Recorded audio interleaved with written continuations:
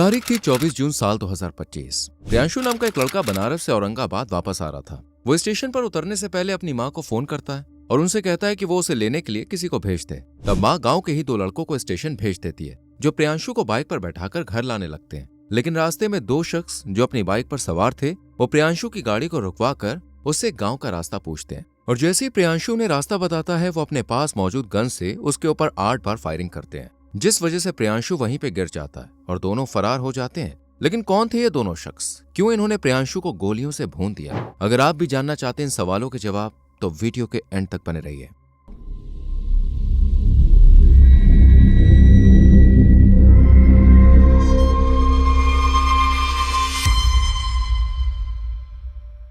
इस case file की शुरुआत होती है झारखंड के पलामू जिले में स्थित मेदिनीनगर शहर से, जहां गुंजा नाम की लड़की अपने फूफा और बुआ के साथ रहा करती थी। गुंजा के फूफा जीवन सिंह पलामू के एक रसूखदार बिजनेसमैन और बड़े ट्रांसपोर्ट कारोबारी थे। उनके पास 40 से ज्यादा बसें थी जो झारखंड के अलग अलग रूटों पर चलती थी। इसके अलावा मेदिनीनगर में ही उनका करोड़ों का बिजनेस था, जिसमें बसों के अलावा शोरूम भी शामिल थे जो उन्हीं के नाम पर रजिस्टर्ड थे।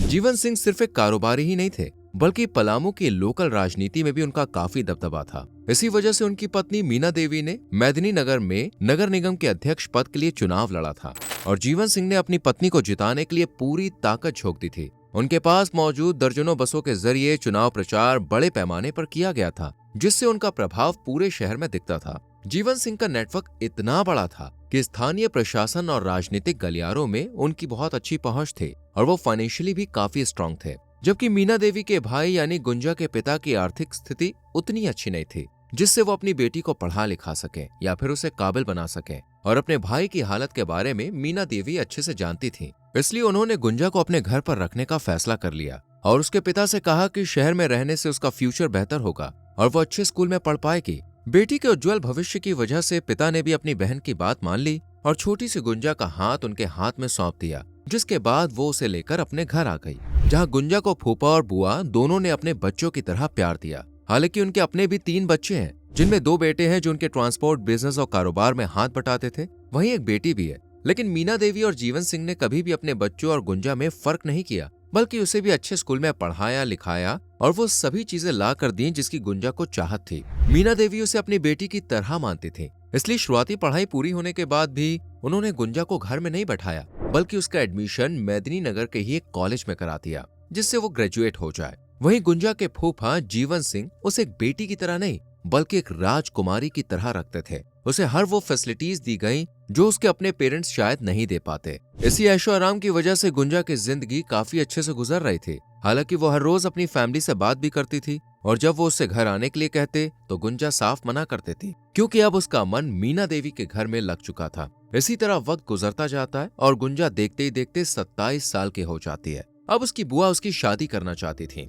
इसलिए वो अपने भाई से कहती है कि उन्हें अब गुंजा की शादी कर देनी चाहिए। ये बात उन्हें भी ठीक लगती है, इसलिए वो अपनी बहन की बात मानकर गुंजा के लिए रिश्ता देखना शुरू कर देते हैं। हालांकि गुंजा भी शादी करने के लिए मना करती है, लेकिन फैमिली उसकी एक भी नहीं सुनती और लगातार रिश्ते देखना जारी रखती है। तब गुंजा के पिता को प्रियांशु कुमार के बारे में पता चलता है, जो मूल रूप से बिहार के औरंगाबाद जिले के नबीनगर थाना क्षेत्र के बड़वान गांव का रहने वाला था। प्रियांशु देखने में भी ठीक था, साथ ही उसने ग्रेजुएशन तक की पढ़ाई की थी और अपनी अच्छी इमेज के लिए वो गांव में जाना चाहता था। वो एक किसान होने के साथ साथ एक जमींदार भी था, जिसके पास 50 से 60 बीघा जमीन थी, जिस पर वो लोगों से खेती करवाता था और खुद भी काफी मेहनती था। प्रियांशु के परिवार को पूरे गांव में इज्जत की नजरों से देखा जाता था, क्योंकि उनकी पहचान रसूखदार परिवारों में होती थी। प्रियांशु की फैमिली में उसके पेरेंट्स ही उसके लिए सब कुछ थे, जबकि पेरेंट्स के लिए प्रियांशु उनकी आंखों का तारा था। वो अपने माँ बाप का इकलौता बेटा था, जिसकी शादी वो बड़े ही अरमानों से करवाना चाहते थे। इसलिए जब उनके घर गुंजा का रिश्ता पहुंचा तो उन्होंने पहले अपने बेटे से इस बारे में बात की और प्रियांशु ने इसके लिए हाँ कर दिया, क्योंकि उसे गुंजा पसंद आ गई थी। परिवार भी अपने बेटे की पसंद को घर की बहू बनाने का फैसला कर लेता है और इसी तरह 21 मई साल 2025 का टाइम आ जाता है जब गुंजा और प्रियांशु की शादी हो जाती है और गुंजा अपने घर से विदा होकर बिहार के औरंगाबाद आ जाती है। वहाँ उसका वेलकम बहुत अच्छे से किया जाता है। पूरी फैमिली में खुशी का माहौल था और सबसे ज्यादा खुश प्रियांशु था, जिसके साथ अब गुंजा का नाम जुड़ चुका था। दोनों अब एक नई जिंदगी की शुरुआत करते हैं और गुंजा प्रियांशु के साथ हंसी खुशी रहने लगती है। लेकिन इन दोनों को इस बात का जरा भी अंदाजा नहीं था कि ये साथ बस कुछ दिनों का ही है। दरअसल प्रियांशु काम के सिलसिले में बनारस गया हुआ था और काम पूरा करने के बाद 24 जून 2025 को वापस अपने घर आ रहा था। अब नबीनगर रेलवे स्टेशन पहुंचने के दौरान वो अपनी माँ को फोन करता है और उनसे कहता है कि माँ, मुझे आने में थोड़ी देर हो जाएगी, इसलिए आप मुझे लेने के लिए बड़वान रेलवे स्टेशन पर किसी को भेज दो। अब क्योंकि रात का टाइम हो चुका था, इसलिए माँ गांव के ही दो लड़कों को, जिनमें एक का नाम सोनू था और दूसरे का नाम अनूप, उन्हें रेलवे स्टेशन भेज देती है ताकि वो प्रियांशु को घर ला सके।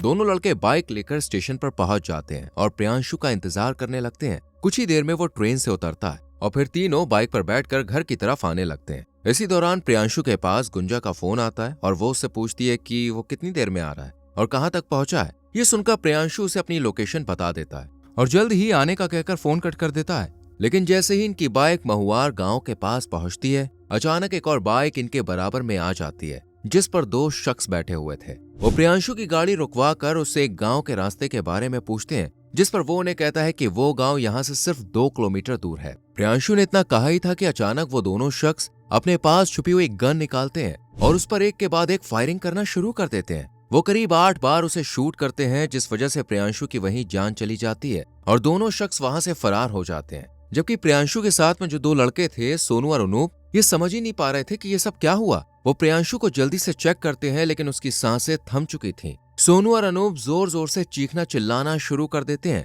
और उनकी आवाज सुनकर आसपास के लोग जो अपने घरों में आराम से सो रहे थे, वो फौरन ही बाहर निकल कर आ जाते हैं और सभी मिलकर प्रियांशु को हॉस्पिटल ले जाते हैं, जहां सोनू और अनूप रोते हुए डॉक्टर से गुजारिश करते हैं कि वो बस किसी भी तरह प्रियांशु को ठीक कर दे। डॉक्टर्स उन्हें दिलासा देते हैं और जब प्रियांशु को देखते हैं तब पता चलता है कि उसे काफी करीब से गोली मारी गई है, जो उसके सीने और पेट के पास लगी है। सीने में गोली लगने की वजह से फेफड़ों और दिल के पास गहरा घाव हो गया था, जिससे प्रियांशु की मौके पे ही जान चली गई थी। डॉक्टर्स ये बात सोनू और अनूप को भी बता देते हैं, जिसके बाद वो प्रियांशु की फैमिली को कॉल करते हैं और जो कुछ भी हुआ उन्हें सब कुछ बता देते हैं।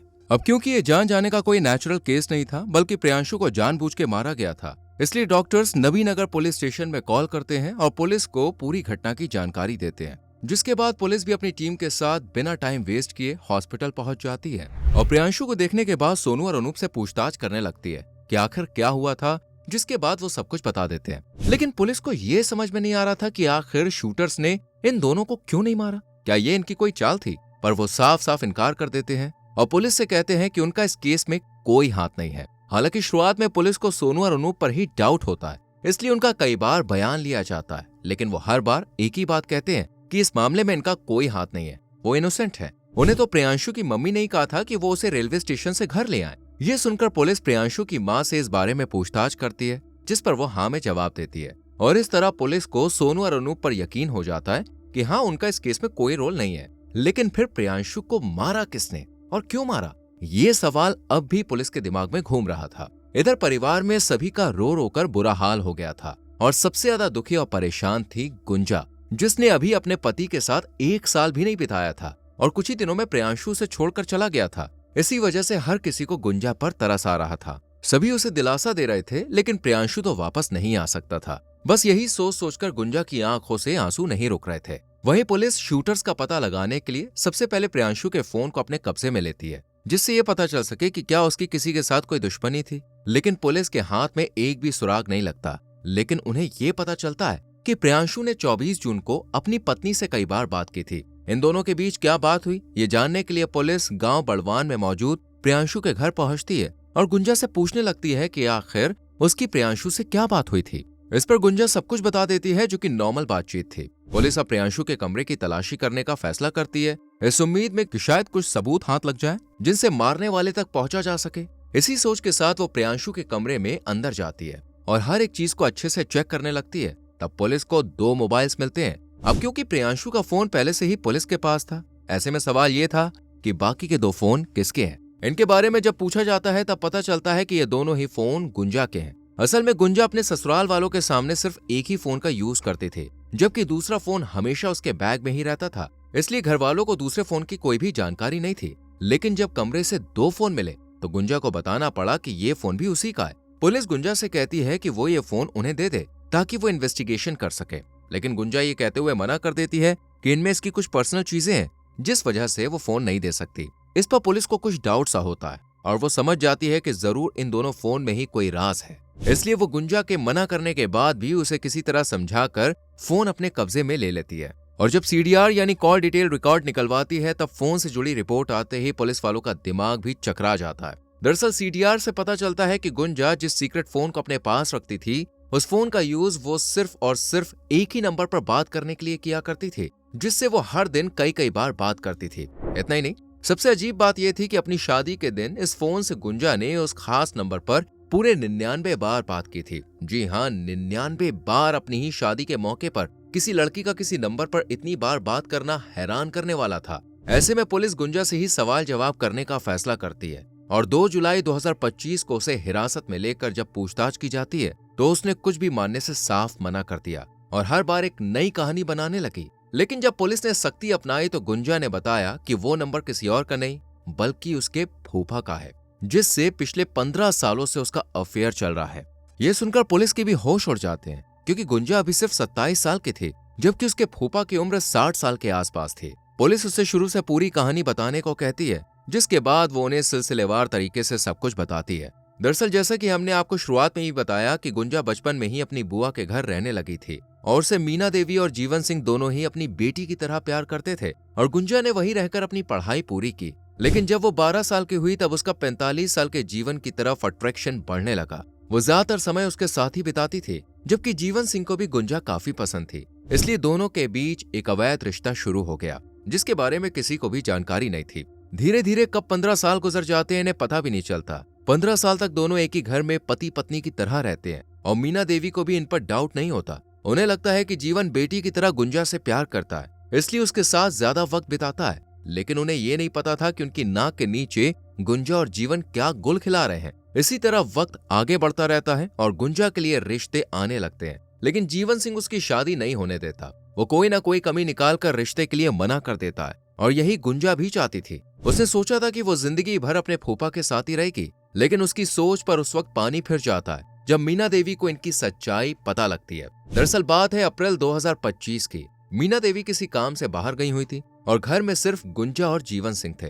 थोड़ी देर बाद जब वो घर वापस आती है तो उन्हें एक बंद कमरे से इन दोनों की आवाज सुनाई देती है, जिसे सुनकर वो कमरे के पास जाती है और जैसे ही दरवाजा खोलकर देखती है तो उनके पैरों तले जमीन खिसक जाती है, क्योंकि सामने जीवन सिंह गुंजा के साथ आपत्तिजनक हालत में था। ये देखकर वो तुरंत ही बाहर निकल आती है और बाहर पड़े सोफे पर शांति से बैठ जाती है। कुछ ही मिनटों में गुंजा और जीवन भी कमरे से बाहर निकल आते हैं। तब मीना देवी उन्हें खूब खरी खोटी सुनाती है और तुरंत ही अपने भाई को फोन कर उन्हें यहाँ पर आने के लिए कहती है, जिसके बाद वो भी औरंगाबाद पहुंचते हैं। और जब मीना देवी से यूं अचानक बुलाने की वजह पूछते हैं तो वो उन्हें सब कुछ बता देती है और गुंजा की फौरन शादी करने के लिए कहती है। हालांकि वो मना करती है, लेकिन फिर भी उसकी शादी हो जाती है। शादी वाले दिन ही वो अपने फूफा को बार बार फोन करती है और उससे कहती है कि अब तो वो उससे दूर हो जाएगी, अब ये दोनों कैसे मिलेंगे। पर जीवन उसे दिलासा देते हुए जल्द ही प्रियांशु को रास्ते से हटाने को कहता है। इसी सोच के साथ वो 2 शूटर्स का इंतजाम करता है और उनसे 10 लाख रुपए में डील फिक्स कर लेता है। साथ ही 2 लाख रुपए एडवांस देता है,